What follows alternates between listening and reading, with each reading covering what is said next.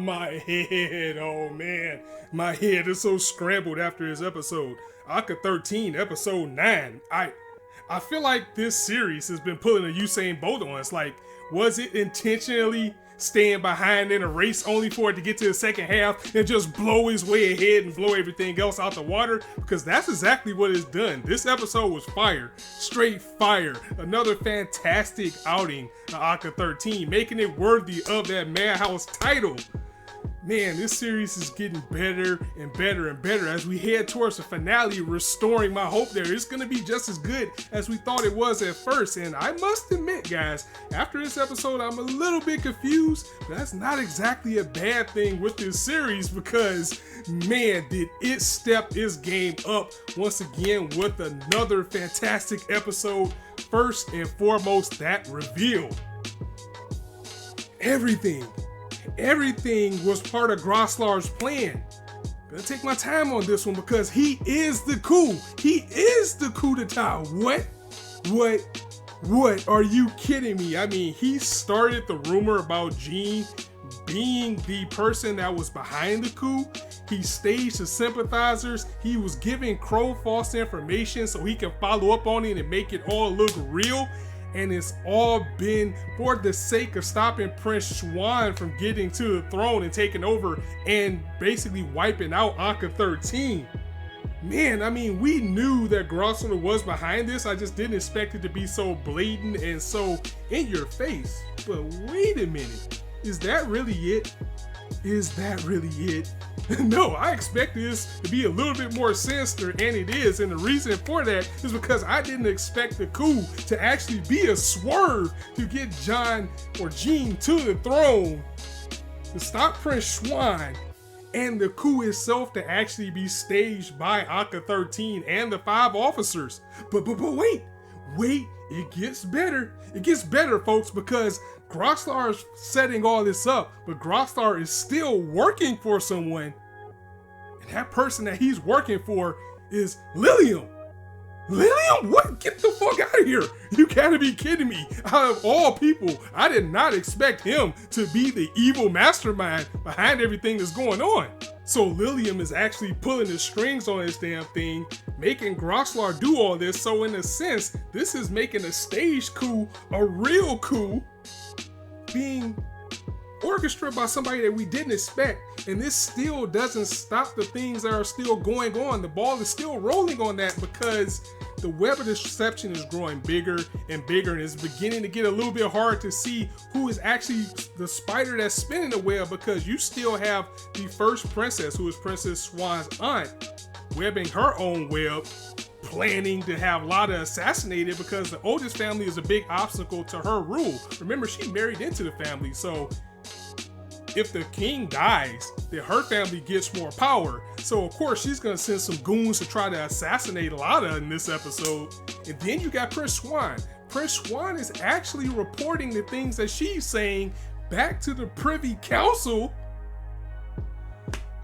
Man, this series is great. And then Prince Swan's up to his own things as well, because he still has Maggie reporting to Officer Ryle, and at this point the web is so big that I would even suspect Maggie.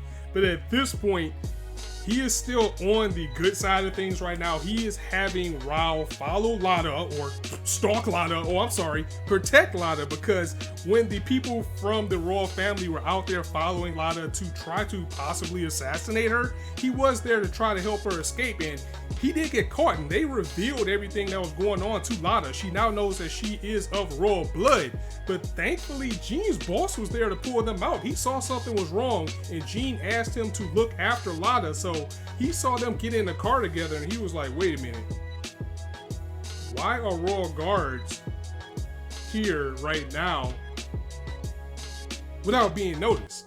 So yeah, that was a big thing as well. Thankfully he was there to save them from that. And then the whole thing with Maggie and his brother and Bread, with Ryle and his attraction to Lana. That was pretty good, but I admired that ACCA has definitely stepped it up. Last episode gave us backstory. This episode gave us our first sense of danger, our first sense of tension with the things that was going on, and I really liked the music during the chase scene to give us that sense of danger that we didn't have in this episode, because it really was tense and you really didn't know what was going to happen when Rail was running with Lana. So man, for them to get that last minute save by Jean's boss, he might have something involved too. It's like you don't know who's who in this series right now, and that is one of the things that I have to commend. The series just keeps raising the bar every week, and who knows where we're going to be by the time the finale hits. And how about the Pesci district actually knowing that Jean is of royal blood and the plans to get him the power? I mean, of course, we now know that was all planned by Grosslar, but something, and I must point this out again, that is pissing me off, is that Jean is such a deadpan character that nothing fazes him. He's just like, really? He didn't have no expression at all when these people said this to him, and that makes him really bad as a main character. I mean, for him to be the central focus of this series and have absolutely no emotions, it really does kind of bring things down. But it's interesting that the characters around this particular character is what's driving the series, and you want more time with the people that might as well say actually matter. More people like Mauve, because her dedication, her admiration of Grosslar is part of this web as well, because they're banking on her, you know, her admiration or her devotion to Grosslar to be her downfall.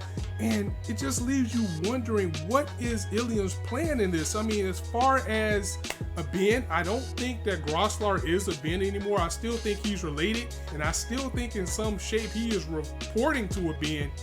But what transpired to make him so submissive to Lilium? I mean, when he straight up pulled his hair like that and pulled him down, like, no, bro, you don't touch somebody with hair that fine like that. And he was just straight under the command when Ilium was like, no, you're gonna listen to me now. You're gonna keep being a good boy. You're gonna fool Mauve, and we're gonna go ahead with this plan.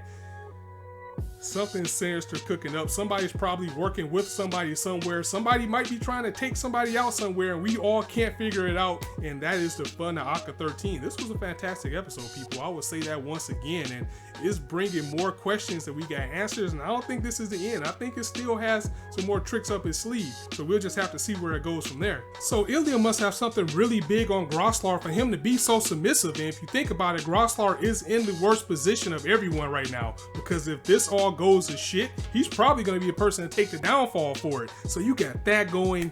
You got the first princess trying to assassinate Lada. You still got the possibility of the king being assassinated.